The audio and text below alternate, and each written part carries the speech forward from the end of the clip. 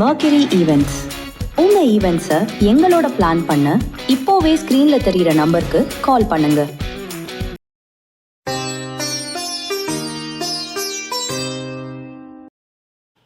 ஓம் சரணாகத தீனார்த்த பரித்ராண பராயணை சர்வசியார்த்திகரே தேவி நாராயணி நமோஸ்துதே. வணக்கம் நேயர்களே, இது மகாலட்சுமி ஜோதிடம் வழங்கும் காலச்சக்கரம். உங்கள் அன்பு ஜோதிடர் ஸ்ரீராம்ஜி பேசுகிறேன். அனைவரும் நலமுடன் இருக்கிறீர்களா? நன்றாகத்தான் இருப்பீர்கள், நன்றாக இருக்க வேண்டும். இன்றைய காணொளியில் நாம் காண இருப்பது தூண்டிவிடும் ராகு. இதுதான் தலைப்பு. ஜாதகத்தில் ராகு பகவானுடைய நிலைப்பாடு பேசிக்கிட்டே போகலாம். பொதுவாக நிழல் கிரகங்கள் ரெண்டு பேரையுமே அதிகமாக பேசலாம். அதில் குறிப்பாக ராகு ஒரு போகக்காரகன், கேது ஞானகாரகன். ஞானத்தை பற்றி பேசுறது அப்படின்னா தனித்துவமான விஷயங்கள் தான். ஆனால் போகத்தை பற்றி பேசுகிறதுனா நீங்கள் இந்த உலகத்தில் அனுபவிக்கிற அத்தனை விஷயமே போகம்தான். நல்லதாக ஒரு ட்ரெஸ் பண்ணிக்கிறது, நல்ல வீட்டில் வசிக்கிறது, நல்ல உணவுகள் சாப்பிட்றது, நல்ல நபர்களை சுற்றி வச்சுக்கிற பாசிட்டிவ் எனர்ஜிஸு, நீங்கள் அனுபவிக்கிற ஒவ்வொரு விஷயங்களும் ராகுவோடைய. நீங்கள் வேண்டான்னு உதறி தள்ளுற ஒவ்வொரு விஷயம்தான் கேது ஓடுது. உங்களை சுருக்கிற கிரகம் கேது, தூண்டி விடுற கிரகம் ராகு. இந்த ராகு இந்த கலியுகத்தில் ஆட்சியை தனது கையில் வச்சுட்ருக்கார். அவர் தான் பவர். ராகு தான் அதிக வலிமை. பேராசை, சூதாட்டம், எதையும் செய்யும் துணிச்சல், நவீன உபகரணங்கள், செயற்கை அறிவு, செயற்கையாக கண்டுபிடிக்கக்கூடிய, ஆர்டிஃபிஷியலாக கண்டுபிடிக்கக்கூடிய அத்தனை விஷயங்களும், பூமி தாண்டிய சிந்தனை, பூமியின் அடி ஆழத்தில் இருக்கக்கூடிய பொருள்களை வெளிக்கொண்டு வரும் திறன், சந்திரனுக்கு ராக்கெட் விட்டு பார்க்குற ஆராய்ச்சி, மற்ற கோள்களை அலசி ஆராயும் தன்மை அப்படின்னு ராகு விரிவடைஞ்சிக்கிட்டே போகக்கூடிய ஒரு கிரகம். அதே மாதிரி இவர் தூண்டி விடக்கூடிய கிரகம். நம்மளை ரொம்ப அதீதமாக தூண்டி விடுவார். சூதாட்ட எண்ணங்களை தோற்றுவிப்பவர், சூதாட்ட மன்னர்களை தோற்றுவிப்பவர் ராகு தான். உங்கள் லக்னத்தில் ராகு வலிமையாக சென்ட்ரு பாயிண்டாக உட்காந்தார்னா உங்களை எந்த நிமிஷம் வேணாலும் தூண்டி விட்டுருவார். பூம் அப்படின்னு வெடித்து செதற வைக்கக்கூடிய தன்மை ராகுக்கு உண்டு. அதனால் நீங்கள் ரொம்ப ரொம்ப கவனமாக இருக்கும். ஒரு லக்னத்தினுடைய மத்திம புள்ளி ராகுவுக்கு ரொம்ப பிடிக்கும். அவர் அங்கே உட்காந்துட்டாருன்னா கிட்டத்தட்ட நம்மளை உண்டு இல்லைன்னு பண்ணிவிடுவார்.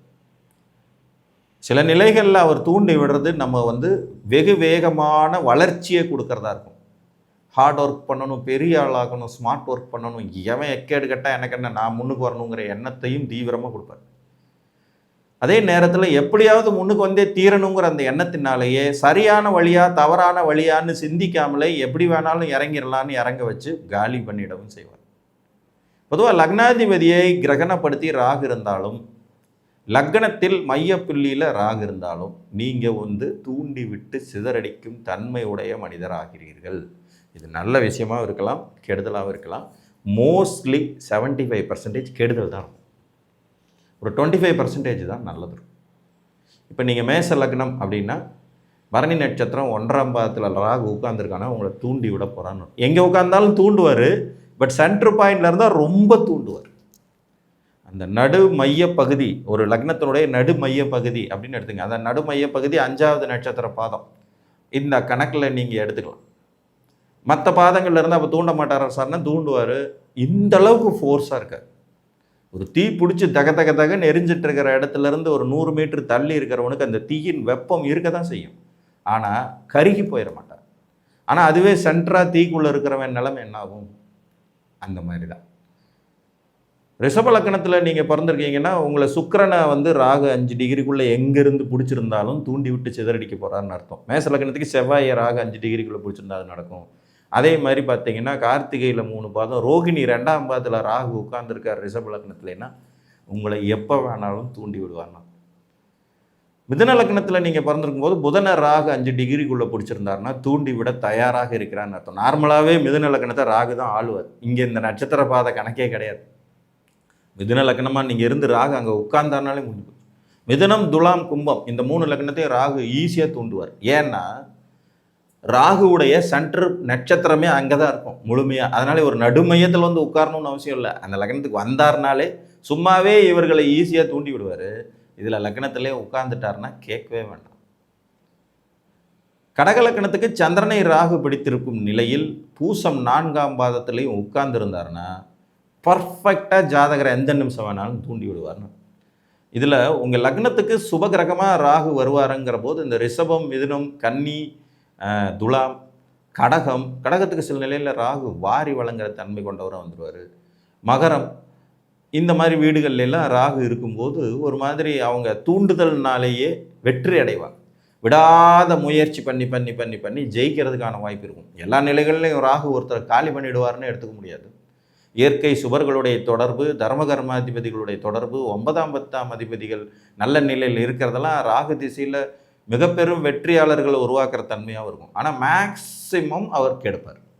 தேவையற்ற பொருள்களில் ஆர்வம் செலுத்துறது, தேவையில்லாத நபர்களுடைய தொடர்புகளை ஏற்படுத்துறது, தேவையா இல்லையான்னு யோசிக்கிறதுக்கு முன்னாடியே செலவழிக்கிற தன்மையை கொடுத்துறது, சூதாட்ட எண்ணங்களை மிகுதியாக தர்றது, நிறைய இல்லீகல் அஃபேர்ஸை உருவாக்குறது, காதல் திருமணம், கலப்பு திருமணம் மாதிரியான விஷயங்களில் தூண்டி விடுறது, திருமணத்துக்கு பிறகு நெறி தவறிய வாழ்க்கையை தூண்டி விடுறது, என்ன செஞ்சாலும் நான் சந்தோஷமாக இருந்தால் போதுங்கிற சுயநல எண்ணத்தை தோற்றுவிப்பது, சீட்டிங் செய்கிற குணங்களை அதிகப்படுத்துறது, யாரை எப்படி ஏமாத்தினாலும் சரி நான் ஜெயிச்சா போதுங்கிற மாதிரியான ஒரு கீழ்த்தரமான எண்ணங்களை விதைக்கிறது.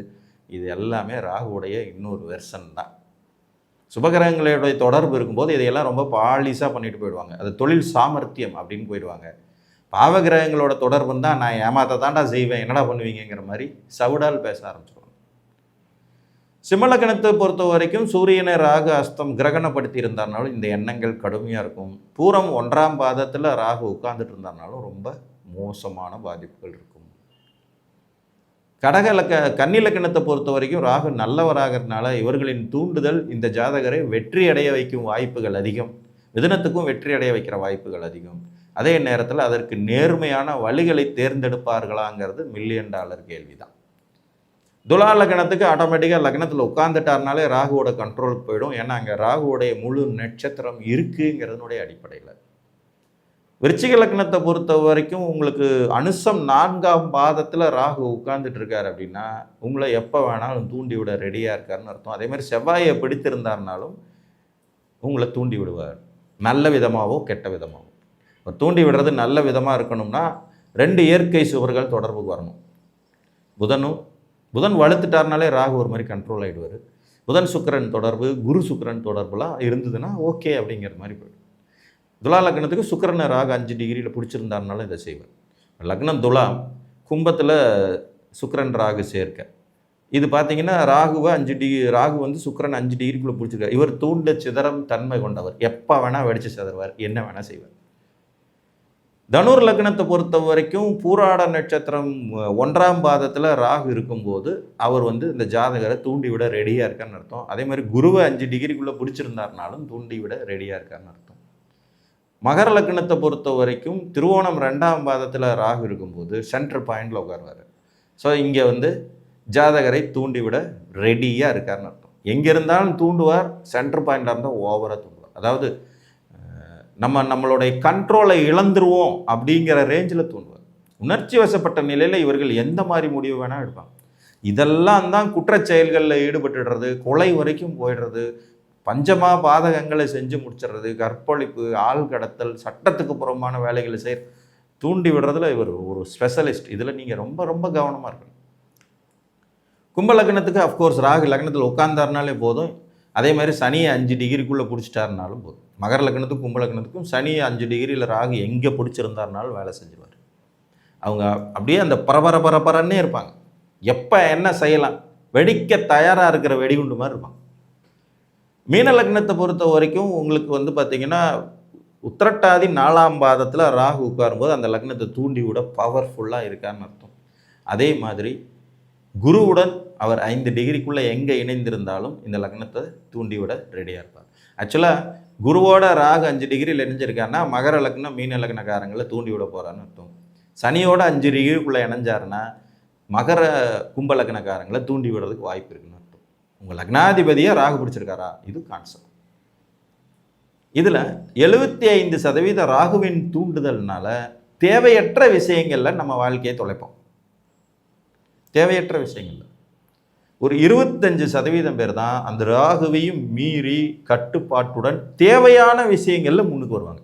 ராகு வந்து விடாமுயற்சி கிரகம். விடாமுயற்சியில் 2 விஷயத்தை எடுத்துக்கலாங்க. ஒருத்தர் விடாமுயற்சி செஞ்சு IAS பாஸ் பண்ணுறாரு, இது ஒரு விடாமுயற்சி. இன்னொருத்தர் விடாமுயற்சி செஞ்சு டெய்லி சூது விளையாண்டுக்கிட்டே இருக்கார், நான் ஜெயிச்சே தீருவேன், டெய்லி லாட்டரி சீட் வாங்கிட்டே இருக்கார், இதில் நான் 10 கோடி ரூபா ப்ரைஸ் உழுகிற வரைக்கும் விட மாட்டேன். ரெண்டுமே விடாமுயற்சி தான். ஒன்று ஒருவனுடைய வாழ்க்கையை உயர்த்துது, இன்னொருத்தவனுடைய வாழ்க்கையை காலி பண்ணுது. ரெண்டுமே ராகு தர்றது. ஸோ நல்ல விதமாக ராகு தூண்டுவாரா? இது $1 மில்லியன் கேள்வி. உங்கள் ஜாதகத்தின் தர்ம கர்மாதிபதிகளின் நிலை, குரு சுக்கிரனுடைய நிலை, ராகுவோடு தொடர்பு கொண்ட கிரகங்களின் நிலையை பொறுத்தே இது அமையும் என்று கூறி மீண்டும் ஒரு காணொலியில் உங்களை வந்து சந்திக்கும் வரை உங்களிடமிருந்து அன்புடன் விடைபெற்றுக் கொள்வது உங்கள் அன்பு ஜோதிடர் ஸ்ரீராம்ஜி. நன்றி, வணக்கம்.